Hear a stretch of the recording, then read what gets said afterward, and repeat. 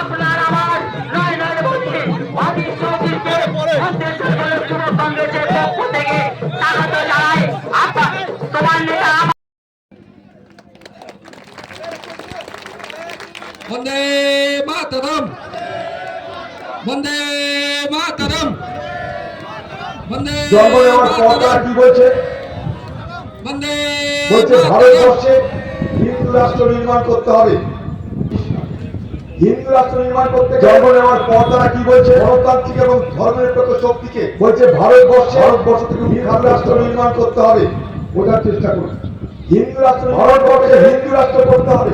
গণতান্ত্রিক এবং ধর্মনিরপেক্ষ বানাতে গেলে ভারত ধর্মনিরপেক্ষ গণতান্ত্রিক শক্তিকে উৎখাত করতে হবে। বোঝার চেষ্টা করুন, এইটাই হবে আগামী ভারতবর্ষে হিন্দু রাষ্ট্র করতে হবে আদর্শ। তখন হিন্দু রাষ্ট্র বানাতে গেলে ধর্মনিরপেক্ষ গণতান্ত্রিক শক্তি করতে হবে। কংগ্রেস তখন বিজেপি ছিল না, কংগ্রেস যেদিন জন্মলাভ করেছিল সেই দিন সেদিনই সব থেকে বলে দিয়েছে কংগ্রেস ভারতবর্ষ হবে। কংগ্রেস যেদিন জন্মলাভ করেছিল ধর্মনিরপেক্ষ রাষ্ট্র 1873 সব ধর্মের মানুষের কংগ্রেস বলে দিয়েছিল থাকবে। ভারতবর্ষ হবে দুটো দলের মধ্যে গণতান্ত্রিক বিচারের লড়াই, ধর্মনিরপেক্ষ লড়াই, সব ধর্মের মানুষের জন্মসূত্র থেকে সমান পরিষ্কার থাকবে। বিজেপি তাই বিচারের লড়াই, কংগ্রেস লড়াই, নীতির লড়াই। তাই মনে করে দেখুন সূত্র থেকে মোদী ক্ষমতা আসার পর 125 সালে বিজেপি তাই কংগ্রেস রক্ষাতে মরিয়া মনে করে দেখুন। তাই মনে করে দেখুন মোদী ক্ষমতা আসার পর তৃণমূল এত ভারত চাই দিয়েছিল, সিপিএম মুক্ত ভারত চাই, কংগ্রেস মোদী বলে ভারত। মোদী কি বলেছে? কংগ্রেস মুক্ত। মোদী কখনো বলেনি তৃণমূল মুক্ত ভারত চাই, ভারত করার লক্ষ্যে মুক্ত ভারত চাই। কোনদিন ভারত থেকে মোদী কি সরকারি ভাবে প্রচেষ্টা কংগ্রেস মুক্ত ভারত, যেটা আগে তারা পাচ্ছিল না, সেই কংগ্রেস মুক্ত ভারত করার লক্ষ্যে 2016 সাল থেকে ভারতবর্ষের রাজনৈতিক প্রচেষ্টা শুরু হয়ে গেল। এটা আগে তারা পাচ্ছিল না, সাম্প্রদায়িক বিভাজনের শুরু করলো এক নতুন বাতাবরণ ভারতবর্ষের রাজনীতিতে শুরু হয়ে গেল। বাতাবরণ তৈরি করা হয়েছে সাম্প্রদায়িক বিভাজনের, যেখানে মাঝে মাঝে আমার অবাক লাগে নতুন বাতাবরণ। এখন কি মানুষের ভোট হয় ভারতবর্ষের রাজনীতিতে? মনে হচ্ছে না, এমন বাতাবরণ তৈরি করা হয়েছে এবং হিন্দু ভোট দিচ্ছে, যেখানে মাঝে মাঝে আমার অবাক লাগে মানুষের ভোট। এখন কি মানুষের ভোট হয়?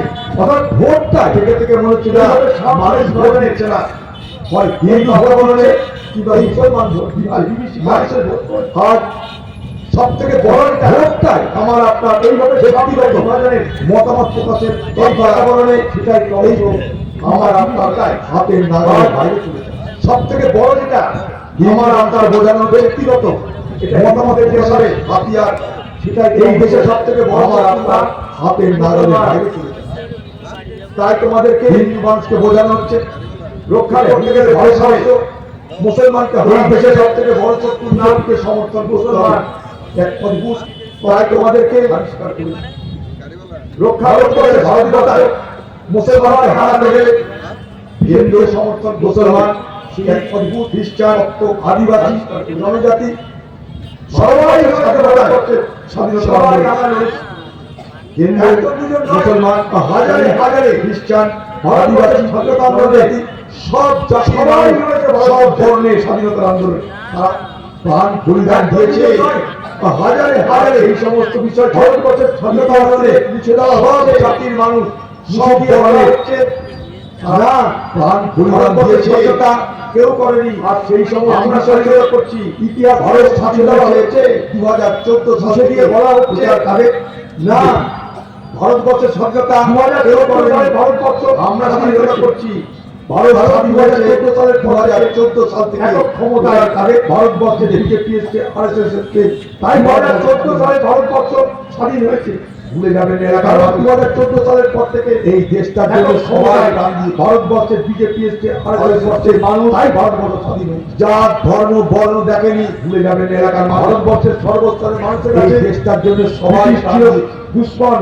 ব্রিটিশ ছিল সাম্রাজ্যবাদী শক্তি, তারা বর্ণ দেখেন খাতের সত্য দেখে ভারতবর্ষের সর্বস্তরের মানুষের কাছে উদাহরণ দিব আপনাদের ব্রিটিশ ছিল দুষ্কার আব্দুল গাফফার খান সাম্রাজ্যবাদী শক্তি এসোয়ারে বাংলা ছিল দখলদারি শক্তি তাদের কুখ্যাতের সত্য দেখেছি জানেন তার জীবনের উদাহরণ দিব আপনাদের বছর খান আব্দুল গাফফার খান আমাদের দেশে এসোয়ারে বাড়ি ছিল আজকে পাকিস্তান থেকে আসছে জানেন আমাদের দেশের স্বাধীনতার জন্য 35টা বছর যে স্লোগানটা উনি জেলে কাটিয়েছেন বিপ্লবীরা ব্যবহার করত ইনকিলাব জিন্দাবাদ জানেন এই স্লোগানটা আমাদের দেশের স্বাধীনতার জন্য এই স্লোগানটা জন্মদাতা স্লোগানটা মৌলানা বিপ্লবীরা ব্যবহার করত ইনকিলাব জিন্দাবাদ ইনকিলাব জিন্দাবাদ সব স্লোগানটা জন্মদাতা ব্রিটিশের বিরুদ্ধে লড়বার সময় স্লোগানটা জন্মদাতা হচ্ছে আমার বলি মৌলানা হযরত মোহানি আপনারা শুনলেন ইনকিলাব জিন্দাবাদ কাকড়ি সব লাখ বছর বিপ্লবীরা ব্রিটিশের বিরুদ্ধে লড়বার সময় ইনকিলাব জিন্দাবাদ বলে লড়াই 1927 সালে আপনারা শোনেন একটা তরুণ যুবক আসাদুল্লাহ আলাই তার ফাঁসি হচ্ছে ফয়জাবাদে দিলাম বাংলার 1927 সালে ছিল ফয়জাবাদে একটা তরুণ যুবক আশফাকুল্লাহ আমরা বিনয় বাদল দিবস খুঁজে হচ্ছে যেভাবে স্বাধীনতার বিপ্লবী হিসাবে তেমন আশফাকুল্লাহ ছিল ফয়জাবাদে আমরা বিনয় বাদল দীনেশ ক্ষুদিরামদের যেভাবে স্বাধীনতার বিপ্লবী হিসাবে বলে মরতে হয় মমতা ব্যানার্জি যে কায়দায় আপনি কংগ্রেস দলকে তছনছ করেছে কংগ্রেস দলের এমএলএকে খরিদ পরশ করে আপনার দলের শ্রীবৃদ্ধি করেছে দেখুন ইতিহাসের নিয়মে আপনার দল একই কায়দায় ভেঙে চুরমার হয়ে যাচ্ছে যাদেরকে খাইয়েছেন পড়িয়েছেন দুধ কলা দিয়ে মানুষ করেছেন তারা এখন ছবল মারছে কেমন লাগছে দিদি ভাই তখন আমরা যখন বলতাম যে দিদি এটা ঠিক করছে না বলতো না যে পালাচ্ছে সেই বলছে ও বিকাশ উন্নয়নের জন্য যাচ্ছে যারাই কংগ্রেস দল ছাড়ছে ভাই কেন কংগ্রেস দল ছাড়ছে উন্নয়নের জন্য আর এখন আবার যারা তৃণমূল দল ছাড়ছে তারা বলছে চোরদের হাতে বাঁচাতে আমরা কোথায় যাবো অথচ লক্ষ্য করে দেখুন বিজেপি কিন্তু যে চোরদের নাই বলে তাকে চিহ্নিত করছে খোকা বাবুর বিরুদ্ধে কিন্তু কোনো ব্যবস্থা হচ্ছে না খেয়াল করে দেখবেন কালকে আমি দিল্লিতে ফোন করেছিলাম আপনাদেরকে গল্প করার জন্য তো সে লোকটা আমাকে হাসতে হাসতে বললো যে সকালে মদন মিত্রের বাড়িতে পুলিশ গেল আর বিকেলে তার প্যান্ট খুলে গেল পশ্চিমবঙ্গে তার আগে কত না বড় বড় কথা যেই পুলিশ গেল পুলিশ দরজা তো পৌঁছায়নি তার আগে প্যান্ট খুলে বিজেপি জয়েন করে গেছে কংগ্রেস দাঁড়িয়ে মার খেতে পারি তেল খাটতে পারি ভোটে হারতে পারি নীতি আদর্শ থেকে আমরা কখনো সরে যাইনি যাচ্ছি না যাব সোনিয়া গান্ধীকে 48 ঘন্টা জেরা করেছে বিজেপি পার্টি ক্ষমতায় থাকা অবস্থায় কংগ্রেসের ভাবমূর্তিকে কালিমা লিপ্ত করছে রাহুল গান্ধীকে 53 ঘন্টা জিজ্ঞাসাবাদ করেছে চোর বানানোর চেষ্টা করেছিল পেরেছে ভারতবর্ষের মানুষ বিশ্বাস করে না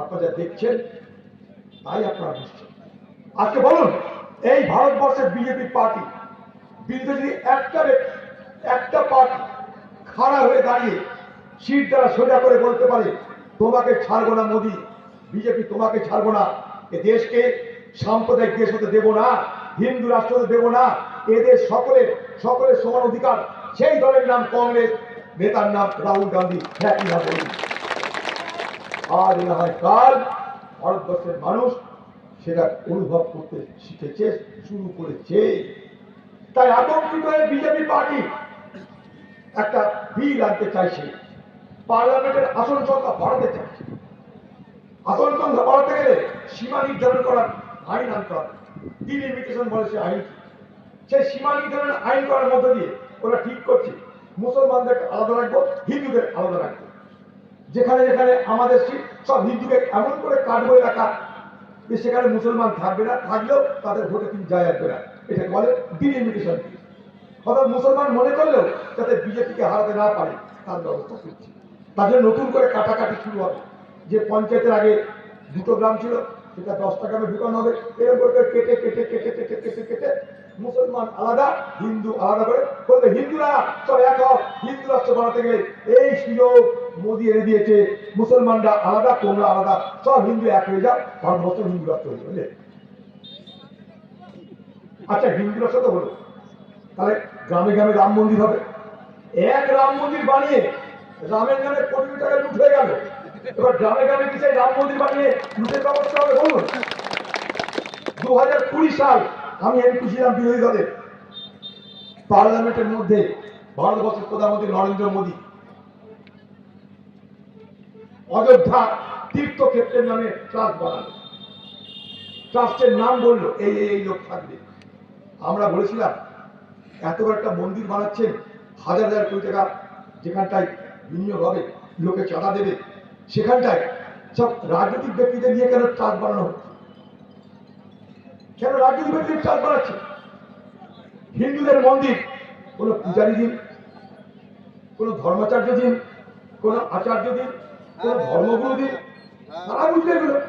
তা না, সেখানে আরএসএস নেতা থাকবে, বিশ্ব হিন্দু পরিষদের নেতা থাকবে, বজরঙ্গী নেতা থাকবে, তাদেরকে নিয়ে ট্রাস্ট করালো। মোদী গর্ব করে পার্লামেন্টের মধ্যে বলল আমি ট্রাস্ট গঠন করে দিলাম, আর কোনো চিন্তা নাই, রাম মন্দির হচ্ছেই। তা না, রাম মন্দির উদ্বোধনের জন্য মোদী পুরোহিতদের হাঁটি দিয়ে নিজে নিজে গিয়ে সেটা উদ্বোধন করল। হিন্দুরা বাপের কাছে দেখেছেন যে মন্দির উদ্বোধন করতে কোনো রাজনৈতিক লোক আছে? আপনারা কি দেখেন? মন্দিরের কাজকর্ম করে পুরোহিতরা, মসজিদের কাজকর্ম করে ইমামরা, এটা তো দেখেন। হ্যাঁ, গির্জার কাজকর্ম করে পাদ্রীরা, এটা তো দেখেছি, যাজক যাকে বলি আমরা। কিন্তু এই প্রথম দেখলাম একটা মন্দির উদ্বোধন হচ্ছে, ভারতবর্ষের প্রধানমন্ত্রী সেখানটা মন্দির উদ্বোধন করছে। কেন? ভোট আছে। রামকে পণ্য করা হলো, রামের নামে যে আবেগ, সে আবেগকে পণ্য করে সেখানে ভোটের বাজার গরম করতে চায়।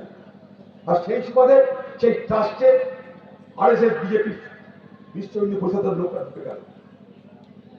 প্রথম দিন থেকে ভারতবর্ষের কোটি কোটি মানুষ যারা রামকে শ্রদ্ধা করে, রামকে ভগবান মানে, তারা ভাবলো রাম মন্দির যদি চাঁদা দিই তাহলে আমার অনেক উন্নতি হবে, আমার ছেলের চাকরি হবে, আমার ঘরের অসুখ সারবে, আমার ভালো হবে। তাই রামের নামে তারা চাঁদা দিতে আরম্ভ করবে। তাদের সমস্ত মনে করেন 100 টাকা রোজগার করেছে, 90 টাকা চাঁদা দিয়েছে। আর সেই সমস্ত নেতা